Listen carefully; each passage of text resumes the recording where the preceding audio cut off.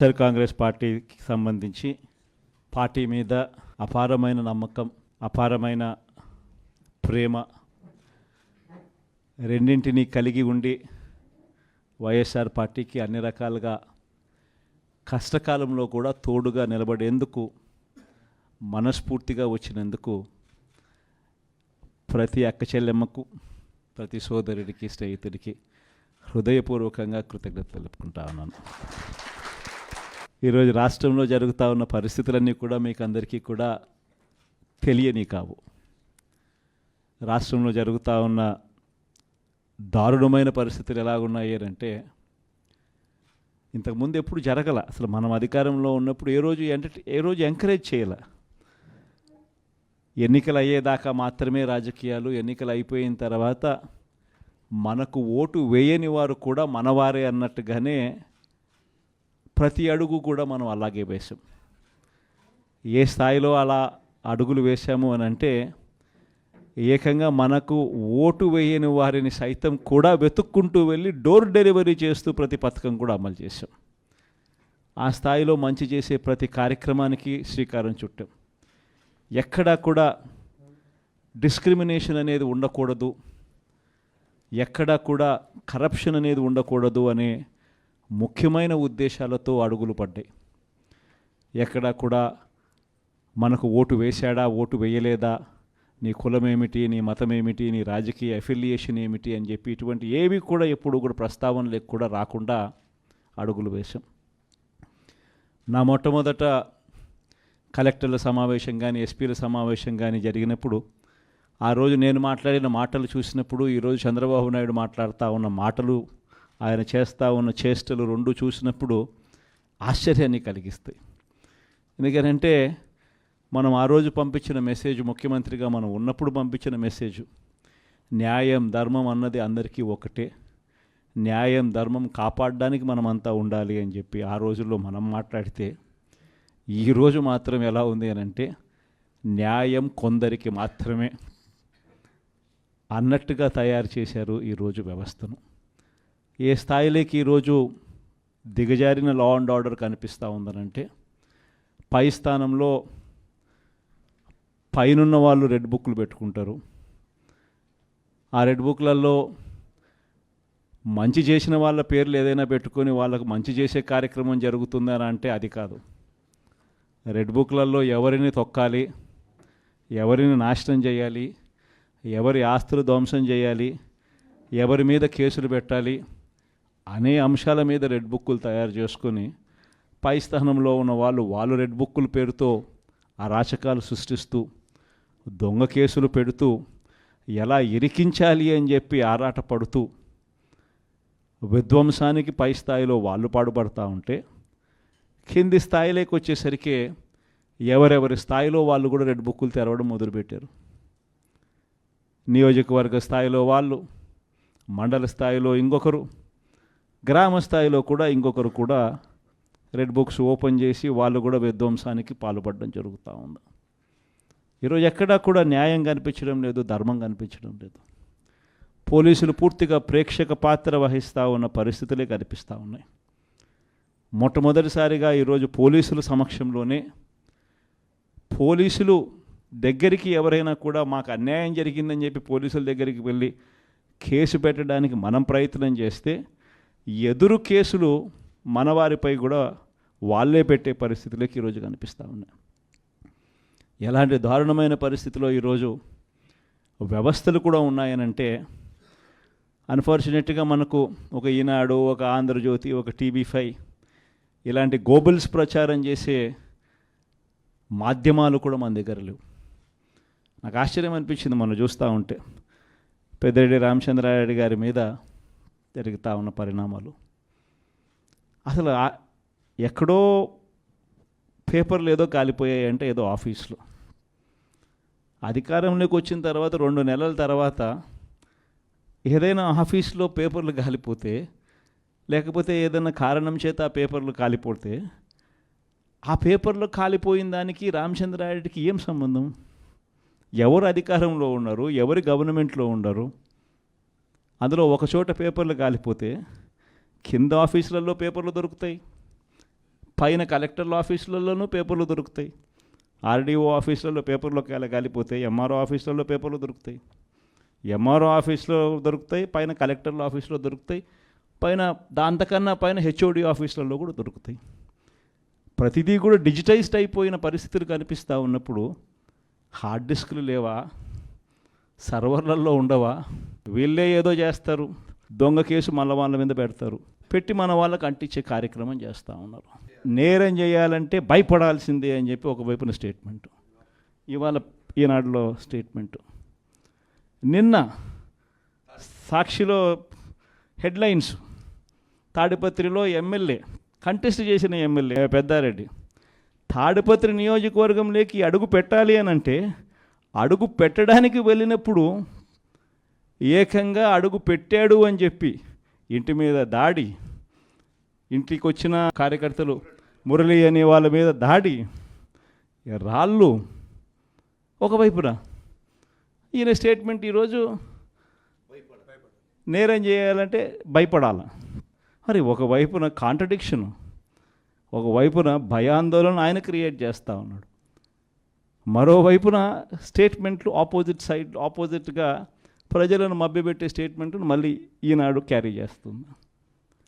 అంటే పద్ధతి ప్రకారం భయాందోళన క్రియేట్ చేయడం, పద్ధతి ప్రకారం ఈనాడు, ఆంధ్రజ్యోతి, టీవీ5, చంద్రబాబు నాయుడు వీళ్ళంతా కలిసి మళ్ళీ ఏమి జరగనట్టుగా మళ్ళీ వీళ్ళు రివర్స్ కథనాలు మళ్ళీ రాయించడం, ఇవి జరుగుతూ ఉన్నాయి.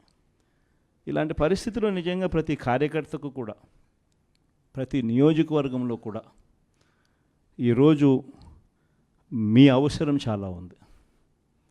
ఎందుకనంటే కోర్టుల దృష్టికి, న్యాయస్థానాల దృష్టికైనా కూడా ఏదైనా మనం తీసుకొని పోవాలి అని అంటే ఇనిషియేటింగ్ ఎక్కడో ఒకసారి జరగాలి. కాబట్టి మీ అందరితో కూడా నేను ఒకటి చెప్తా ఉన్నా, మీరు చేయబోయే పాత్ర చాలా అవసరం. అందరం ఒక తాటి మీదకి వద్దాం, ఒక తాటి మీదకి వచ్చి అందరం గట్టిగా యుద్ధం చేస్తేనే ఈ తెలుగుదేశం పార్టీ చేస్తూ ఉన్న అన్యాయాలను ఎత్తి చూపగలుగుతాం. వీళ్ళు చేస్తూ ఉన్న ప్రజా వ్యతిరేక పాలనను మనం ప్రజల్లోకి గట్టిగా తీసుకుని పోగలుగుతాం. ప్రతి నియోజకవర్గంలోనూ కూడా మనం మన కార్యకర్తలకు అండగా ఉండే కార్యక్రమం జరగాలి. సో డిస్ట్రిక్ట్ లీగల్ సెల్స్ అనేటివి స్ట్రాంగ్ కావాలి, డిస్ట్రిక్ట్ లీగల్ సెల్స్ అనేటివి స్ట్రెంగ్తన్ కావాలి. స్ట్రెంగ్తన్ అయితేనే మనం మన ప్రతి కార్యకర్తకు అండగా నిలబడగలుగుతాం. జిల్లాను ఒక యూనిట్గా తీసుకొని ఆ జిల్లాలో లీగల్ సెల్ ఎలా ఉంది, ప్రతి కార్యకర్తకు ప్రతి నియోజకవర్గంలోనూ ఈ లీగల్ సెల్ అందుబాటులో ఉండడము ఒక ఆస్పెక్టు, రెండో ఆస్పెక్టు తోడుగా ఉండడము. ఈ రెండు జరుగుతున్నాయా లేదా అన్న వాటి మీద ధ్యాస పెట్టాలి. లాయర్ల డెవలప్మెంట్కి సంబంధించి, వెల్ఫేర్కి సంబంధించి ఎప్పుడు జరగని విధంగా వైఎస్ఆర్సీపీ ప్రభుత్వంలో మాత్రమే పట్టించుకున్నాం. మనం వచ్చిన తర్వాతనే మొట్టమొదటిసారిగా 100 కోట్ల రూపాయలతో కార్పస్ ఫండ్ ఏర్పాటు చేసింది ఒక వైఎస్ఆర్సీపీ ప్రభుత్వం వచ్చిన తర్వాతనే. అంతకుముందు ఎవరూ కూడా లాయర్ల గురించి మాట్లాడారే తప్ప లాయర్ల వెల్ఫేర్ గురించి పట్టించుకున్న పార్టీ ఇంతకుముందు గతంలో ఏదీ లేదు. ఒక్క వైఎస్ఆర్ కాంగ్రెస్ పార్టీ మాత్రమే పట్టించుకుంది. 100 కోట్ల కార్పస్ ఫండ్ క్రియేట్ చేశాం. కార్పస్ ఫండ్కు సంబంధం లేకుండా కొత్తగా వృత్తిలోకి వచ్చే లాయర్లు 3 ఏళ్ల పాటు వాళ్ళ వృత్తిలో వాళ్ళు స్టెబిలైజ్ అయ్యేదానికి వాళ్ళకు కూడా అండగా ఉంటూ, వాళ్ళకు కూడా 6 నెలలకు ఒకసారి 30,000 రూపాయలు ఇచ్చే కార్యక్రమం, ప్రతి నెల 5,000తో లెక్కేసి మనం వచ్చిన తర్వాతనే ఈ ఇనిషియేటివ్స్ జరిగినాయి. ఇంతకుముందు ఎప్పుడూ జరగల. మనం కూడా యంగ్ పార్టీయే, మనం కూడా లీడర్ దగ్గర నుంచి మీ వరకు కూడా అందరు కూడా యంగ్స్టర్సే. మనం కూడా ఇంకా ఎదగాల్సింది చాలా ఉంది. కొన్ని ఇంకా సంస్కరణలు, ఇంకా కొంచెం రిఫార్మ్స్, కొన్ని ఇంకా మంచి పాఠాలు ఎక్కడైనా కూడా మనం నేర్చుకోవాల్సినట్టు ఏదైనా ఉంటే కూడా తీసుకుని అవి కూడా మనం అలవాటు చేసుకొని ఇవన్నీ కూడా మార్పులు చేసుకుంటూ ఇంకా కొంత మనం ఆర్గనైజేషన్ మీద ఫోకస్ పెట్టి ఇంకా కొంత దగ్గరగా వెళ్ళే కార్యక్రమం చేద్దాం. ప్రజలకు, నాయకులకు, జిల్లాలో ఉన్న ప్రజలకు, జిల్లాలో ఉన్న నాయకులకు, జిల్లాలో ఆర్గనైజేషన్ పెరిగేట్టుగా అడుగులు వేయాల్సిన అవసరం ఉంది. వైఎస్ఆర్ కాంగ్రెస్ పార్టీకి సంబంధించి పార్టీ మీద అపారమైన నమ్మకం, అపారమైన ప్రేమ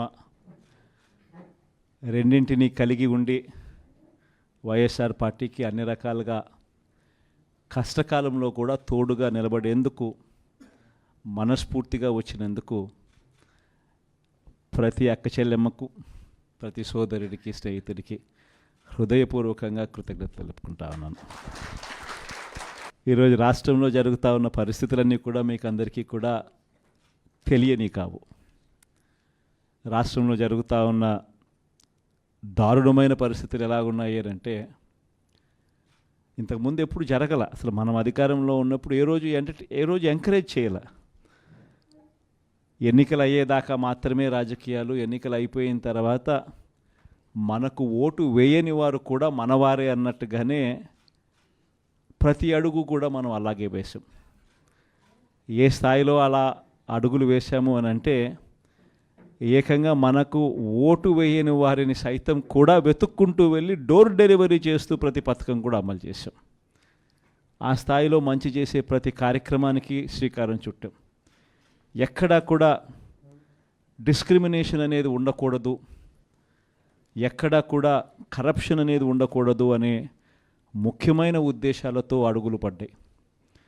ఎక్కడా కూడా మనకు ఓటు వేశాడా, ఓటు వేయలేదా, నీ కులం ఏమిటి, నీ మతం ఏమిటి, నీ రాజకీయ అఫిలియేషన్ ఏమిటి అని చెప్పి ఇటువంటి ఏవి కూడా ఎప్పుడు కూడా ప్రస్తావనలకు కూడా రాకుండా అడుగులు వేశాం.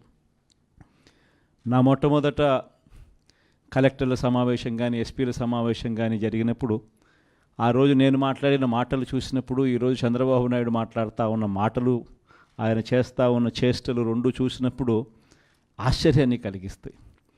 ఎందుకంటే మనం ఆ రోజు పంపించిన మెసేజ్, ముఖ్యమంత్రిగా మనం ఉన్నప్పుడు పంపించిన మెసేజ్, న్యాయం ధర్మం అన్నది అందరికీ ఒకటే, న్యాయం ధర్మం కాపాడడానికి మనమంతా ఉండాలి అని చెప్పి ఆ రోజుల్లో మనం మాట్లాడితే, ఈరోజు మాత్రం ఎలా ఉంది అని అంటే న్యాయం కొందరికి మాత్రమే అన్నట్టుగా తయారు చేశారు ఈరోజు వ్యవస్థను.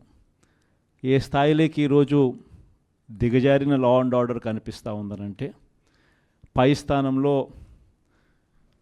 పైనున్న వాళ్ళు రెడ్ బుక్లు పెట్టుకుంటారు. ఆ రెడ్ బుక్లలో మంచి చేసిన వాళ్ళ పేర్లు ఏదైనా పెట్టుకొని వాళ్ళకు మంచి చేసే కార్యక్రమం జరుగుతుందని అంటే అది కాదు. రెడ్ బుక్లలో ఎవరిని తొక్కాలి, ఎవరిని నాశనం చేయాలి, ఎవరి ఆస్తులు ధ్వంసం చేయాలి, ఎవరి మీద కేసులు పెట్టాలి అనే అంశాల మీద రెడ్ బుక్కులు తయారు చేసుకొని పై స్థానంలో ఉన్న వాళ్ళు రెడ్ బుక్కుల పేరుతో అరాచకాలు సృష్టిస్తూ, దొంగ కేసులు పెడుతూ, ఎలా ఇరికించాలి అని చెప్పి ఆరాట పడుతూ విధ్వంసానికి పై స్థాయిలో వాళ్ళు పాటుపడుతూ ఉంటే, కింది స్థాయిలోకి వచ్చేసరికి ఎవరెవరి స్థాయిలో వాళ్ళు కూడా రెడ్ బుక్కులు తెరవడం మొదలుపెట్టారు.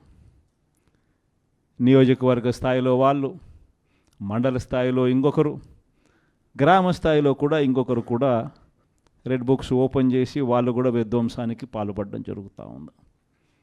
ఈరోజు ఎక్కడా కూడా న్యాయం కనిపించడం లేదు, ధర్మం కనిపించడం లేదు. పోలీసులు పూర్తిగా ప్రేక్షక పాత్ర వహిస్తూ ఉన్న పరిస్థితులే కనిపిస్తూ ఉన్నాయి. మొట్టమొదటిసారిగా ఈరోజు పోలీసుల సమక్షంలోనే, పోలీసులు దగ్గరికి ఎవరైనా కూడా మాకు అన్యాయం జరిగిందని చెప్పి పోలీసుల దగ్గరికి వెళ్ళి కేసు పెట్టడానికి మనం ప్రయత్నం చేస్తే, ఎదురు కేసులు మనవారిపై కూడా వాళ్ళే పెట్టే పరిస్థితులకి ఈరోజు కనిపిస్తూ ఉన్నాయి. ఎలాంటి దారుణమైన పరిస్థితిలో ఈరోజు వ్యవస్థలు కూడా ఉన్నాయనంటే, అన్ఫార్చునేట్గా మనకు ఒక ఈనాడు, ఒక ఆంధ్రజ్యోతి, ఒక TV5 ఇలాంటి గోబుల్స్ ప్రచారం చేసే మాధ్యమాలు కూడా మన దగ్గర లేవు. నాకు ఆశ్చర్యం అనిపించింది మనం చూస్తూ ఉంటే, పెద్దిరెడ్డి రామచంద్రారెడ్డి గారి మీద జరుగుతూ ఉన్న పరిణామాలు. అసలు ఎక్కడో పేపర్లు ఏదో కాలిపోయాయి అంటే ఏదో ఆఫీస్లో, అధికారంలోకి వచ్చిన తర్వాత 2 నెలల తర్వాత ఏదైనా ఆఫీస్లో పేపర్లు కాలిపోతే, లేకపోతే ఏదైనా కారణం చేత ఆ పేపర్లు కాలిపోతే, ఆ పేపర్లో కాలిపోయిన దానికి రామచంద్రారెడ్డికి ఏం సంబంధం? ఎవరు అధికారంలో ఉన్నారు, ఎవరి గవర్నమెంట్లో ఉన్నారు? అందులో ఒక చోట పేపర్లు కాలిపోతే కింద ఆఫీసులలో పేపర్లు దొరుకుతాయి, పైన కలెక్టర్ల ఆఫీసులలోనూ పేపర్లు దొరుకుతాయి, ఆర్డీఓ ఆఫీసులలో పేపర్లో కాలిపోతాయి, ఎంఆర్ఓ ఆఫీసులలో పేపర్లు దొరుకుతాయి. ఎంఆర్ఓ ఆఫీస్లో దొరుకుతాయి, పైన కలెక్టర్ల ఆఫీస్లో దొరుకుతాయి, పైన అంతకన్నా పైన హెచ్ఓడి ఆఫీసులలో కూడా దొరుకుతాయి. ప్రతిదీ కూడా డిజిటైజ్డ్ అయిపోయిన పరిస్థితులు కనిపిస్తూ ఉన్నప్పుడు హార్డ్ డిస్క్లు లేవా, సర్వర్లలో ఉండవా? వీళ్ళే ఏదో చేస్తారు, దొంగ కేసు మళ్ళీ వాళ్ళ మీద పెడతారు, పెట్టి మన వాళ్ళకి అంటించే కార్యక్రమం చేస్తూ ఉన్నారు. నేరం చేయాలంటే భయపడాల్సిందే అని చెప్పి ఒకవైపున స్టేట్మెంటు, ఇవాళ ఈనాడులో స్టేట్మెంటు, నిన్న సాక్షిలో హెడ్లైన్స్, తాడిపత్రిలో ఎమ్మెల్యే కంటెస్ట్ చేసిన ఎమ్మెల్యే పెద్దారెడ్డి తాడిపత్రి నియోజకవర్గంలోకి అడుగు పెట్టాలి అని అంటే అడుగు పెట్టడానికి వెళ్ళినప్పుడు ఏకంగా అడుగు పెట్టాడు అని చెప్పి ఇంటి మీద దాడి, ఇంటికి వచ్చిన కార్యకర్తలు మురళి అనే వాళ్ళ మీద దాడి, రాళ్ళు ఒకవైపున. ఈయన స్టేట్మెంట్ ఈరోజు నేరం చేయాలంటే భయపడాల. మరి ఒకవైపున కాంట్రడిక్షన్, ఒకవైపున భయాందోళన ఆయన క్రియేట్ చేస్తూ ఉన్నాడు, మరోవైపున స్టేట్మెంట్లు ఆపోజిట్గా ప్రజలను మభ్యపెట్టే స్టేట్మెంట్ను మళ్ళీ ఈనాడు క్యారీ చేస్తుంది. అంటే పద్ధతి ప్రకారం భయాందోళన క్రియేట్ చేయడం, పద్ధతి ప్రకారం ఈనాడు, ఆంధ్రజ్యోతి, టీవీ5, చంద్రబాబు నాయుడు వీళ్ళంతా కలిసి మళ్ళీ ఏమి జరగనట్టుగా మళ్ళీ వీళ్ళు రివర్స్ కథనాలు మళ్ళీ రాయించడం, ఇవి జరుగుతూ ఉన్నాయి. ఇలాంటి పరిస్థితుల్లో నిజంగా ప్రతి కార్యకర్తకు కూడా, ప్రతి నియోజకవర్గంలో కూడా ఈరోజు మీ అవసరం చాలా ఉంది. ఎందుకనంటే కోర్టుల దృష్టికి, న్యాయస్థానాల దృష్టికైనా కూడా ఏదైనా మనం తీసుకొని పోవాలి అని అంటే ఇనిషియేటింగ్ ఎక్కడో ఒకసారి జరగాలి. కాబట్టి మీ అందరితో కూడా నేను ఒకటి చెప్తా ఉన్నా, మీరు చేయబోయే పాత్ర చాలా అవసరం. అందరం ఒక తాటి మీదకి వద్దాం. ఒక తాటి మీదకి వచ్చి అందరం గట్టిగా యుద్ధం చేస్తేనే ఈ తెలుగుదేశం పార్టీ చేస్తూ ఉన్న అన్యాయాలను ఎత్తి చూపగలుగుతాం. వీళ్ళు చేస్తూ ఉన్న ప్రజా వ్యతిరేక పాలనను మనం ప్రజల్లోకి గట్టిగా తీసుకుని పోగలుగుతాం. ప్రతి నియోజకవర్గంలోనూ కూడా మనం మన కార్యకర్తలకు అండగా ఉండే కార్యక్రమం జరగాలి. సో డిస్ట్రిక్ట్ లీగల్ సెల్స్ అనేటివి స్ట్రాంగ్ కావాలి, డిస్ట్రిక్ట్ లీగల్ సెల్స్ అనేటివి స్ట్రెంగ్తన్ కావాలి. స్ట్రెంగ్తన్ అయితేనే మనం మన ప్రతి కార్యకర్తకు అండగా నిలబడగలుగుతాం. జిల్లాను ఒక యూనిట్గా తీసుకొని ఆ జిల్లాలో లీగల్ సెల్ ఎలా ఉంది, ప్రతి కార్యకర్తకు ప్రతి నియోజకవర్గంలోనూ ఈ లీగల్ సెల్ అందుబాటులో ఉండడము ఒక ఆస్పెక్టు, రెండో ఆస్పెక్టు తోడుగా ఉండడము. ఈ రెండు జరుగుతున్నాయా లేదా అన్న వాటి మీద ధ్యాస పెట్టాలి.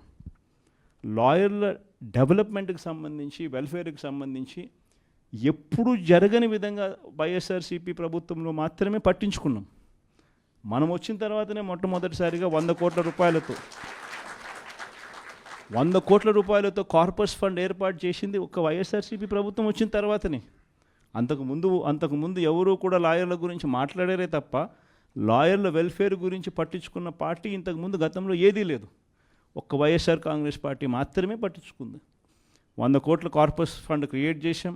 కార్పస్ ఫండ్కు సంబంధం లేకుండా కొత్తగా వృత్తిలోకి వచ్చే లాయర్లు 3 ఏళ్ల పాటు వాళ్ళ వృత్తిలో వాళ్ళు స్టెబిలైజ్ అయ్యేదానికి వాళ్ళకు కూడా అండగా ఉంటూ, వాళ్ళకు కూడా 6 నెలలకు ఒకసారి 30,000 రూపాయలు ఇచ్చే కార్యక్రమం, ప్రతి నెల 5,000తో లెక్కేసి మనం వచ్చిన తర్వాతనే ఈ ఇనిషియేటివ్స్ జరిగినాయి.